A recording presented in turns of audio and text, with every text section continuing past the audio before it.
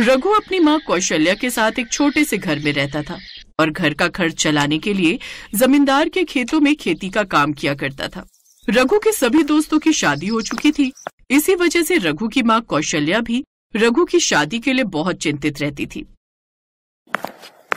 रघु, पंडित जी तेरे लिए एक बहुत ही अच्छी लड़की का रिश्ता लाए हैं। नाम है कमला। मुझे तो बड़ी पसंद आई। एक बार तू भी उसकी तस्वीर देख ले, फिर पंडित जी लड़की वालों से बात कर लेंगे। रघु बेटा, लड़की वालों के पास दहेज में देने के लिए कुछ भी नहीं है। बेचारे बहुत गरीब हैं, पर हाँ, इस बात की मैं गारंटी देता हूँ कि लड़की बहुत सुंदर है, सुशील है, बहुत ही गुणवती है। पंडित जी, लड़की अगर माँ को पसंद है तो मुझे भी पसंद है, और बाकी रही बात दहेज की, तो हमें कुछ नहीं चाहिए। पर आप भी लड़की वालों से कुछ मत छुपाना। पंडित जी, आप भी उनको बोल देना कि मैं जमींदार साहब के खेतों में काम करता हूँ और रोजाना का ही थोड़ा बहुत कमाता हूँ। हाँ हाँ बेटा, मैंने उन्हें बोल दिया है। उन्हें इस बात से कोई ऐतराज नहीं है। मैं आज ही लड़की वालों से बात करके सारी खबर देता हूँ। पंडित जी लड़की वालों से बात करते हैं और फिर रघु और कमला की शादी तय हो जाती है। बहन जी, अगर आपको ऐतराज ना हो तो हम बच्चों की शादी खेत में कर सकते हैं, क्योंकि हमारे पास तो हमारे खेत की जमीन ही अपनी है, जहां पर हम शादी कर सकते हैं। हाँ हाँ भाई साहब, कोई बात नहीं, जैसा आपको ठीक लगे आप वैसा ही करो। अगर आपको इस काम में सहूलियत है तो हम बच्चों की शादी खेत में ही करेंगे। आप खेत में ही शादी का प्रबंध कर लो। बस अब हम भी जल्द ही बारात लाने की तैयारी करते हैं।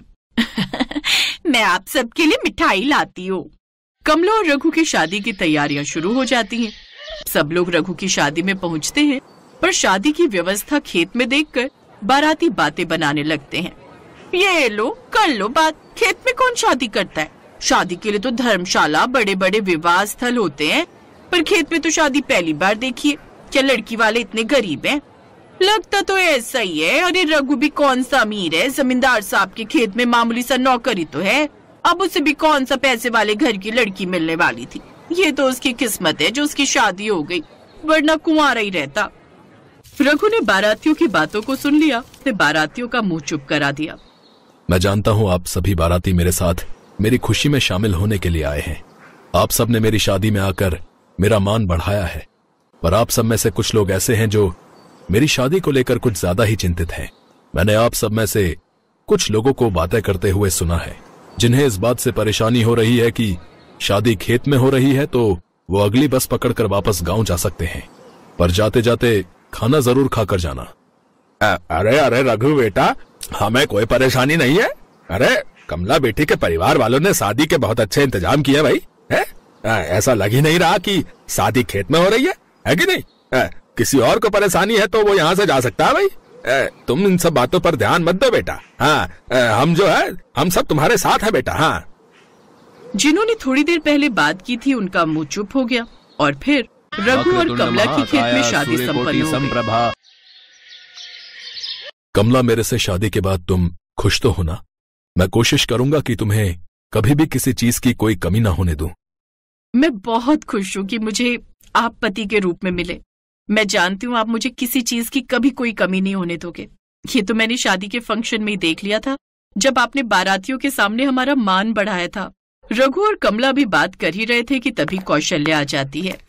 कमला बहू, कल तुम्हें मायके जाना है पगफेरे की रस्म के लिए। तुम्हारे पिताजी कह रहे थे कि तुम्हारे चाचा का बेटा तुम्हें लेने के लिए आएगा, फिर उसके बाद शाम के समय रघु तुम्हें वापस ले आएगा। अगले दिन कमला अपने भाई के साथ पगफेरे की रस्म के लिए मायके आ जाती है। शाम को कमला की सहेली उषा उसे मिलने आती है और दोनों सहेलियां आपस में बातें करने लगती हैं। कमला को पता ही नहीं चलता कि जो बातें वो अपनी सहेली से कर रही है उसे दरवाजे के पास खड़ा रघु, जो उसे लेने आया था, सुन चुका है। तो रघु जीजा जी को कह देना ना कि तुझे पहाड़ों पर ले जाए। तेरा तो बहुत मन था कि शादी के बाद तू हनीमून के लिए पहाड़ों पर जाए, तो अपने दिल की बात कह देना। क्या पता वो तेरी बात मान ही ले। नहीं नहीं उषा, पहाड़ों पर जाने का बहुत खर्चा है। मैंने सुना है बहुत सारे पैसे चाहिए पहाड़ों पर घूमने के लिए। आने जाने का किराया, रहने के लिए होटल क्या, कमरे का खाना पीना बहुत महंगा है। और तू जानती है रघु जी के पास भी इतने पैसे नहीं है कि हम ऐसे महंगी जगह पर घूमने जा सके। इसलिए मैं सोच रही हूँ कि अपने मन की बात मन में ही रहने देती हूँ। चल कोई बात नहीं, तेरा ये सपना सपना ही रह गया। कमला का उतरा हुआ चेहरा रघु देख चुका था। तभी कमला की नजर रघु पर पड़ती है। उसे नहीं पता था कि रघु सब कुछ सुन चुका है और रघु भी कुछ ऐसा ही बर्ताव करता है। अरे, आप कब आए?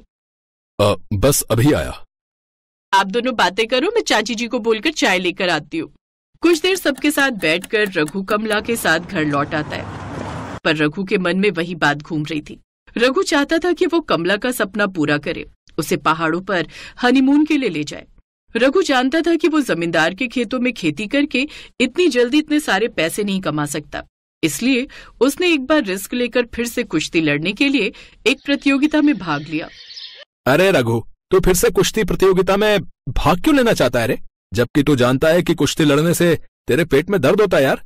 मोहन, मुझे ढेर सारे पैसे चाहिए। मुझे तेरी भाभी का सपना पूरा करना है यार। उसे पहाड़ों पर हनीमून के लिए लेकर जाना है, इसलिए मैंने कुश्ती प्रतियोगिता में नाम लिखवाया है।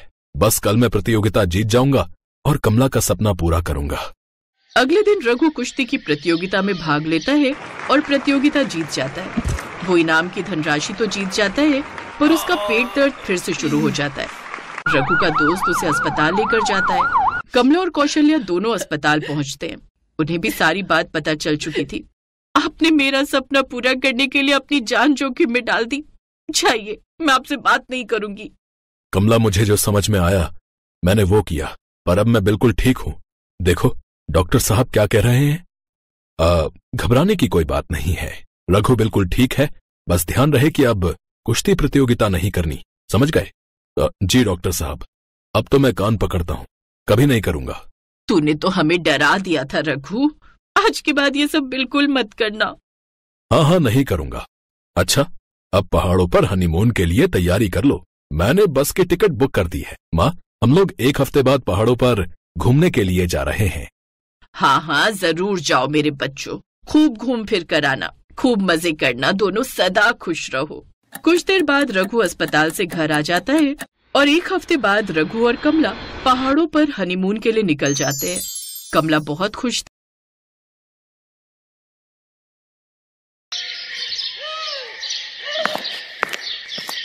पंडित जी, मैं चाहती हूँ कि मैं अपने दोनों बेटों की शादी एक साथ कर दूं। बड़ी मुश्किल से तो दोनों का रिश्ता तय किया है आपने।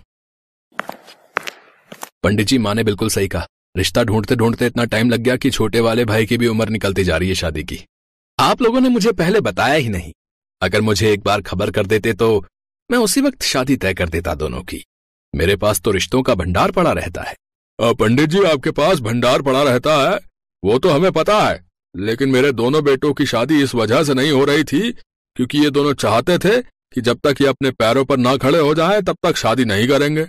हाँ पंडित जी, नौकरी मिलने में इतना टाइम तो लगा, लेकिन जब नौकरी मिली तब हम दोनों की नौकरी एक साथ एक ही दिन लग गई। हम दोनों एक बहुत ही बड़ी मल्टीनेशनल कंपनी में जॉब करने लगे। जब अभी तक सारे काम हम दोनों भाइयों के एक साथ ही हुए हैं तो शादी भी एक ही दिन रख लेते हैं। खर्चा भी बच जाएगा और बार बार लोगों को बुलाने का झंझट भी नहीं होगा। चलो ठीक है, मैं एक ही तारीख निकाल लेता हूँ, फिर आपको बताता हूँ। अच्छा? इतना कहकर पंडित जी चले गए। इधर अजय और विजय दोनों ही पंडित जी का इंतजार करने लगे क्योंकि दोनों का ही शादी करने का बड़ा मन था। यार विजय, 1 हफ्ता निकल गया, पंडित जी ने अभी तक शादी की डेट नहीं बताई। अब यही तो मेरी समझ में भी नहीं आ रहा है। आज अगर पंडित जी ने शादी की डेट फिक्स नहीं की तो हम लोग उन्हें खुद फोन कर लेंगे या फिर उनके घर चलेंगे। तभी अचानक पंडित जी वहां पर टपक पड़े। अजय और विजय तुरंत पंडित जी की तरफ भागे। अरे क्या कर रहे हो पंडित जी? 1 हफ्ता हो गया, अभी तक आपने कोई डेट डिसाइड नहीं की। अरे बेटा, शादी की शुभ तारीख निकालना कोई बच्चों का काम नहीं है। खैर परेशान मत हो, मैंने शादी की डेट डिसाइड कर ली है। अगले महीने की 5 तारीख को तुम दोनों की शादी है, बधाई हो। इतना सुनते ही अजय और विजय खुशी से नाचने लगे। उनके माँ बाप ये देखकर बहुत खुश हो रहे थे। अभी तो ये दोनों बहुत खुश है, लेकिन इन्हें नहीं पता कि शादी के बाद ये खुशियां इनसे छिनने वाली हैं। आपके कहने का क्या मतलब है? शादी के बाद आपकी जिंदगी बर्बाद हो गई मेरे साथ? तो इसी तरह की खट्टी मीठी नोकझोंक के बाद वो दिन आ ही गया जब अजय और विजय की शादी राधिका और निहारिका से होने वाली थी। लेकिन राधिका और निहारिका ने एक जिद ठान रखी थी। भैया, आप लोगों ने जहाँ भी हमारा रिश्ता फिक्स कर दिया, हम लोगों ने हाँ कर दी, लेकिन अब आप लोगों को भी हमारी एक बात माननी पड़ेगी। हाँ बोलो बहनों, मैं तुम्हारी हर ख्वाहिश पूरी करूंगा। अरे बताओ तो क्या चाहिए? भैया मैंने और राधिका दीदी ने मिलकर ये डिसाइड किया है कि हमारी विदाई डोली में होगी, ना कि किसी कार में। जैसे पुरानी फिल्मों में दिखाते हैं ना, दुल्हन डोली में बैठकर जाती है और उनके दोनों भाई डोली पकड़कर उठाते हैं। ये वाला माहौल देखने के लिए तो हमने शादी के लिए हाँ किया है। अरे तो इसमें कौन सी बड़ी बात है, मैं कहीं ना कहीं से आज डोली का इंतजाम करके ही आऊंगा। तुम दोनों जाओ, कहीं से भी डोली ढूंढ कर लाओ। तुम्हारे पिता ने बिल्कुल सही कहा बच्चों, अपने बहनों की कम से कम ये ख्वाहिश तो पूरी कर ही सकते हो। उसी वक्त ही राधिका और निहारिका के दोनों भाई बाजार निकल गए। आजकल के टाइम पर डोली मिलना लगभग नामुमकिन था, लेकिन किसी भी तरह उन्होंने बहुत दूर किसी गांव में बड़ी मुश्किल से एक डोली ढूंढ निकाली। भाई साहब, हम बहुत दूर से आए, पूछते पूछते हम आप तक पहुंचे। हमारी दो बहनों की शादी एक साथ है और उनकी ये तमन्ना है कि उनकी विदाई डोली में हो, लेकिन आपके पास तो सिर्फ एक ही डोली है। अरे ऊपर वाले का धन्यवाद करो कि मेरे पास एक डोली अभी बची हुई है। आजकल के टाइम पर लोग बड़ी बड़ी गाड़ियों में बारात ले जाते हैं भाई। भैया बड़ी मुश्किल से हमें एक डोली मिली है, चलो यही लेकर चलते हैं। ये डोली मैंने बहुत ही अच्छी कारीगरी करके बनाई है। जैसे 2 मंजिला बसें होती है ना, ये डोली भी वैसी ही है। इसमें ऊपर अपनी एक बहन को बैठा देना और नीचे दूसरी बहन को बैठा देना। अरे भाई साहब, ये तो आपने कमाल ही कर दिया। तो इस तरह अजय और विजय को 2 डोली तो नहीं, लेकिन एक डोली ऐसी मिल गई जिसमें दोनों बहनें या फिर होने वाली देवरानी जेठानियां बैठ सकती थी। रात में अजय और विजय की बारात आ गई और शादी की सभी रस्म और रिवाज रात भर चलते रहे। लेकिन जब सुबह बारी आई विदाई की, तब बाहर सिर्फ एक डोली ही थी। ऊपर निहारिका को बिठाया गया और नीचे राधिका को। अरे दीदी, ये कैसा मजाक है, ऊपर मैं और नीचे आप, ऐसा तो आज तक कभी सुना ही नहीं।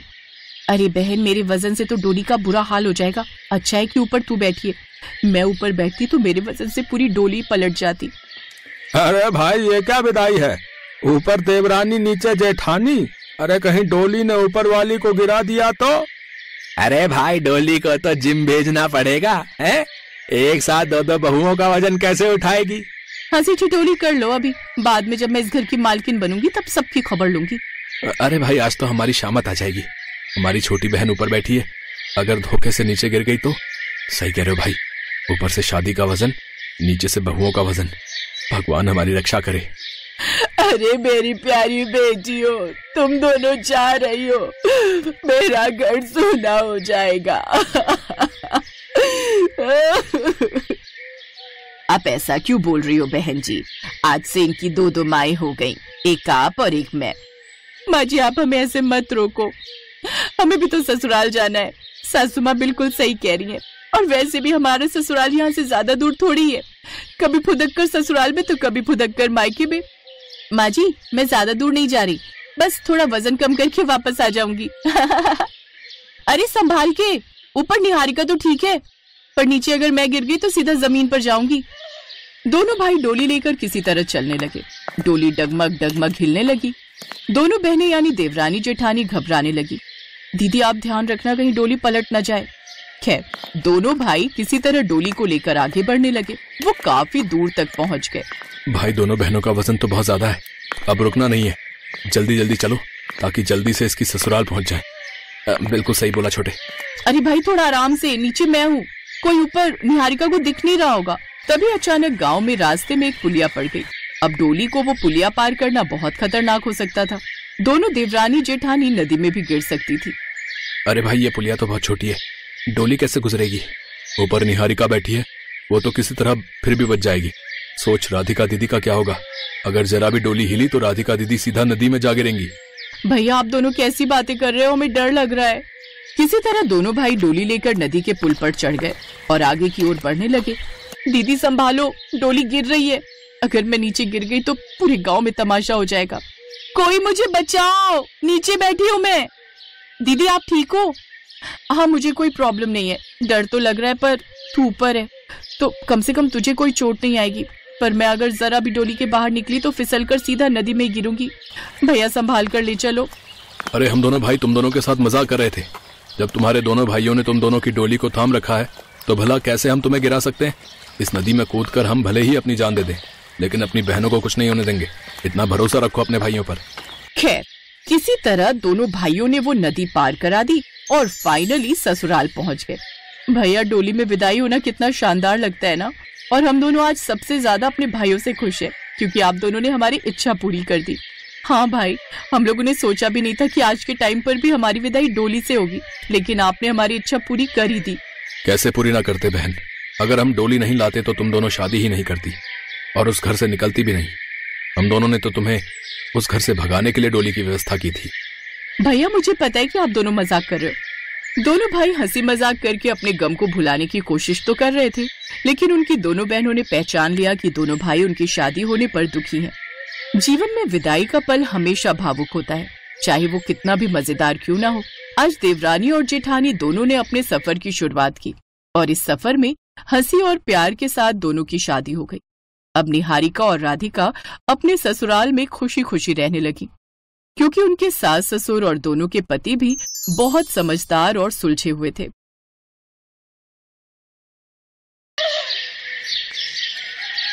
अरे बेटी, तुझे कहा था दिन में जंगल से लकड़ियां ले आया कर। अब चूल्हा जलाने के लिए एक भी लकड़ी नहीं है। कोई बात नहीं माँ, ये मशाल लेकर जंगल से लकड़ियां ले आऊंगी। अब जाएगी, पता है ना शाम होते ही जंगली जानवर बाहर आ जाएंगे।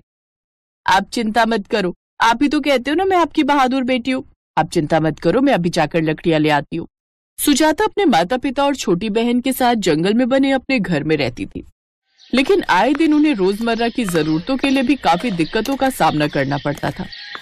लकड़ियां लेने जाने के लिए जंगली जानवरों का खतरा, तो साथ ही राशन पानी और दवाई के लिए भी काफी दूर जाना पड़ता। अब जैसे जैसे समय गुजरता है वैसे वैसे उन्हें जंगल में रहने की आदत हो जाती है। कुछ देर बाद सुजाता जंगल से लकड़ियां लेकर लौट आती है। बेटी तू मशाल बाहर रख दे, कहीं रात को कोई जंगली जानवर ना आ जाए। नहीं बाबा, मैंने पहले ही मशाल बाहर रख दी और लकड़ियां भी ले आई। साथ में आपके लिए ये जड़ी बूटी लाई हूँ, इससे देखना आपका जुकाम कैसे ठीक हो जाएगा। इसे पीते ही आपका जुकाम छूमंतर हो जाएगा। जीती रहे बेटी। चलो बेटी अब खाना खा लो, मैंने साग बनाया है। ये तो भला हो हमारी सुजाता का, जिसके कारण हमें जंगल में इतनी तकलीफों का सामना नहीं करना पड़ता। अपनी रोजमर्रा की जिंदगी को आसान बनाने के लिए सुजाता ने अपने घर के आगे ही सब्जियों की क्यारी लगा दी थी, जिससे उन्हें सब्जियों के लिए ज्यादा दूर नहीं जाना पड़ता था। साथ ही जंगल से लकड़ियां काट कर वो शहर में अपने पिता के साथ बेचती भी थी। लेकिन अब सुजाता की शादी की उम्र हो गई थी। उसके लिए एक रोज पहाड़ों से रिश्ता आया, जिसके लिए झट से उसके परिवार वाले मान गए। मुझे तो खुशी है कि मेरी बेटी को पहाड़ों का ससुराल मिला है। अब तू पहाड़ी जिंदगी जिएगी और खुश रहेगी। लेकिन माँ, मुझे आप लोगों की चिंता सताती रहेगी। मैं वहाँ पहाड़ों में रहूंगी और आप यहाँ जंगलों में। बेटी, हम लोगों को तो अब आदत हो गई है यहाँ जंगल में रहने की। मैं तो तेरे लिए खुश हूँ। हाँ, माना कि पहाड़ों में ठंड होती है, लेकिन कम से कम तू वहाँ जंगली जानवरों से तो बची रहेगी। ऐसे ही समय बीतता है और सुजाता ब्याह कर अपने पहाड़ी ससुराल कसोल आ जाती है। लेकिन पहाड़ों में आकर उसे काफी ठंड लगने लगती है। ओह, यहाँ तो बहुत ज्यादा ठंड है। इतनी ठंड तो मैंने कभी नहीं देखी। तू घबरा मत बहू, तू अभी पहाड़ों में आई है ना, इसलिए तुझे ज्यादा ठंड लग रही है। खैर कोई बात नहीं, तू चूल्हे के पास बैठ, मैं तब तक तेरे लिए गर्म कपड़े निकाल देती हूँ। आशा गर्म कपड़े लेकर अपनी बहू को देती है। उसे पहनकर अब सुजाता को थोड़ा आराम मिलता है। पहाड़ चढ़कर आई सुजाता काफी थक गई थी, इसलिए वो बिना कुछ खाए पिए ही सो जाती है। फिर अगली सुबह, बहू आज तेरे पहाड़ी ससुराल में पहली रसोई की रस्म है। बाहर घर के नीचे ढलान है ना, उसके नीचे कुछ सब्जियां लगी हैं। जा वहीं से तोड़ कर ले आ और कुछ बना ले। ठीक है माँ जी। सुजाता जैसे ही ढलान के पास सब्जियां तोड़ने जाती है तो उस ढलान को देखकर घबरा जाती है। हे भगवान, यहाँ तो ढलान के आजू बाजू में कितनी गहरी खाइयां हैं। अगर जरा भी पैर फिसला तो इंसान की एक पसली तक ना बचे। बड़ा फूक फूक कर कदम रखना होगा। सुजाता बड़े आराम से उस ढलान से उतरकर सब्जियां तोड़ कर ले आती है। वो जैसे ही सब्जियां लेकर ऊपर आती है तो बर्फ पड़ने के कारण उसका